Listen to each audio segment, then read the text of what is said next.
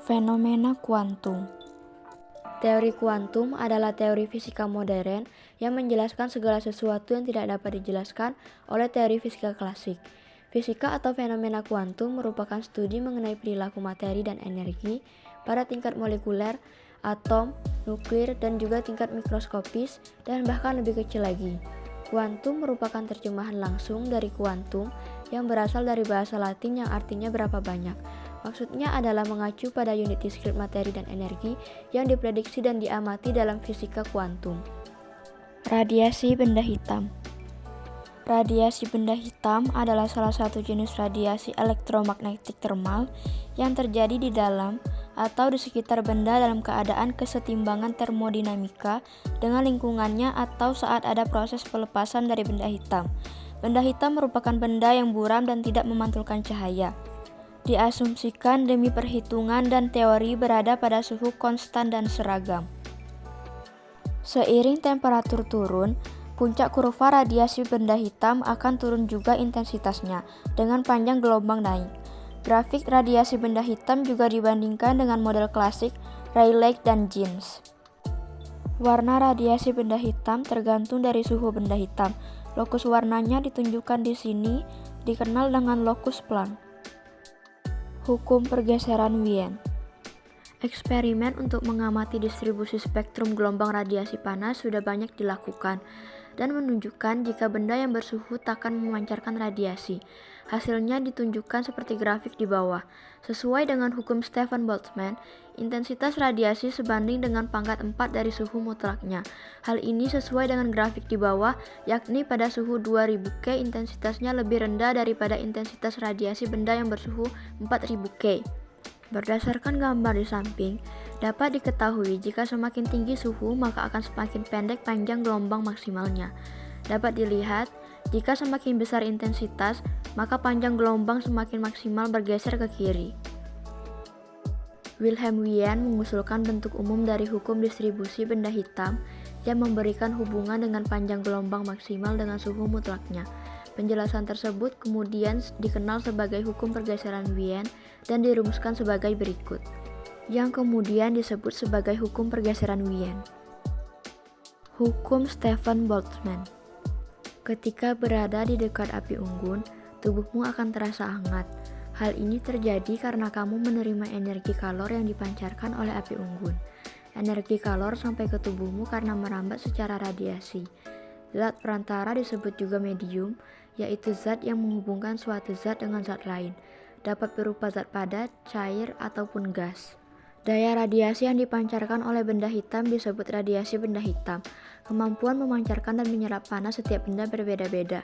Joseph Stephen dan Ludwig Boltzmann menemukan bahwa intensitas radiasi panas benda hitam sempurna adalah sebanding dengan pangkat 4 suhu mutlaknya, yaitu I sama dengan Pi per A, sehingga daya atau bisa dinyatakan sebagai berikut. Hukum Stefan Boltzmann dapat digunakan untuk menganalisis besar daya radiasi matahari yang diterima oleh setiap planet. Hal ini disebabkan karena matahari mempunyai luas permukaan seperti bola dan daya radiasi matahari seperti radiasi benda hitam. Teori Planck. Teori kuantum Planck yang juga dikenal sebagai konsep kuantum Planck atau hukum radiasi Planck pertama kali dikemukakan oleh fisikawan Jerman bernama Max Planck pada 1900. Ia adalah salah satu tokoh dan penemu penting yang dikenal sebagai bapak fisika kuantum. Bunyi teori kuantum Planck mengatakan bahwa energi radian terbuat dari komponen-komponen seperti partikel yang disebut sebagai kuantum. Menurut Planck, energi foton berbanding lurus dengan frekuensi cahaya bila dituangkan ke dalam rumus seperti berikut ini. Teori ini juga memberikan keterangan tentang fenomena alam yang belum terpecahkan seperti perilaku energi panas pada benda-benda padat dan sifat penyerapan cahaya pada tingkat atom. Efek fotolistrik. Efek fotolistrik adalah gejala lepasnya elektron dari permukaan suatu logam pada permukaan logam disinari dengan cahaya tertentu. Elektron yang terlepas dari logam akibat efek fotolistrik disebut sebagai fotoelektron. Telah dilakukan 2 percobaan efek fotolistrik. Yang pertama, ketika cahaya dijatuhkan atau disinarkan pada keping katoda, maka elektron akan terlepas dari katoda menuju anoda. Terlepasnya elektron ditunjukkan dengan adanya aliran arus yang terbaca pada amperemeter, seperti ditunjukkan pada gambar berikut. Potensiometer yang berfungsi sebagai pengatur tegangan, kemudian menurunkan nilai tegangan sampai mendekati nol dan selanjutnya bernilai negatif. Ketika beda potensial bernilai negatif tertentu, maka elektron tidak akan sampai pada anode, disebut sebagai potensial henti. Jika percobaan dilanjutkan dengan frekuensi cahaya yang sama, tetapi intensitas cahayanya diperbesar, ternyata potensial hentinya tetap sama dan kuat arusnya semakin besar, seperti yang ditunjukkan oleh gambar berikut. Dilanjutkan dengan percobaan kedua dengan frekuensi cahaya berubah tetapi intensitas cahaya tetap. Ternyata potensial hentinya berubah dan kuat arusnya tetap sama seperti yang ditunjukkan oleh gambar di samping. Secara mikroskopis, kedua percobaan tersebut menunjukkan hal-hal berikut. A. Jumlah fotoelektron yang keluar bergantung pada intensitas cahaya dan tidak bergantung pada frekuensi cahaya. B. Energi kinetik fotoelektron bergantung pada frekuensi cahaya dan tidak bergantung pada intensitas cahaya. Menurut Einstein, berkaitan dengan percobaan di atas, cahaya harus merambat dalam bentuk paket-paket energi yang disebut foton. Foton berperilaku sebagai partikel dan tiap foton mengandung energi sebesar Hf dengan H konstanta Planck dan F frekuensi. Jika merupakan energi minimal untuk melepaskan elektron dari logam, maka berlaku hubungan sebagai berikut.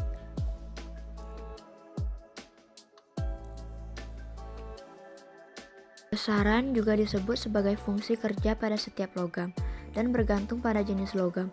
Jika energi foton Hf lebih besar dari fungsi kerjanya, maka kelebihan energi akan berubah menjadi energi kinetik. Sebaliknya, jika energi foton Hf lebih kecil daripada fungsi kerjanya, maka tidak terjadi efek fotolistrik. Frekuensi minimal yang dapat menimbulkan fotoelektron disebut frekuensi ambang. Hubungan antara frekuensi ambang dan energi foton dinyatakan dengan sinar X. Sinar X merupakan suatu jenis gelombang elektromagnetik dengan panjang gelombang pendek. Panjang gelombang yang pendek tersebut membuat sinar X memiliki sifat berdaya tembus yang kuat. Selain itu, sinar X juga memiliki kemampuan mengionisasi atom dan energi yang dilewatinya. Sangat luar biasa bukan penemuan sinar X ini dengan tanpa sengaja. Sinar X memiliki panjang gelombang mulai dari 0,1 nm sampai 10 nm. Frekuensinya sendiri di rentang 30 petahertz sampai 30 exahertz. Dengan demikian, sinar X memiliki energi yang luar biasa yaitu sebesar 120 eV hingga 120 keV. Sinar X terbentuk ketika elektron-elektron bebas melepaskan sebagian energinya saat berinteraksi dengan elektron yang lain yang sedang mengorbit. Lepasnya energi dari sinar X bisa kita sebut dengan nama foton sinar X.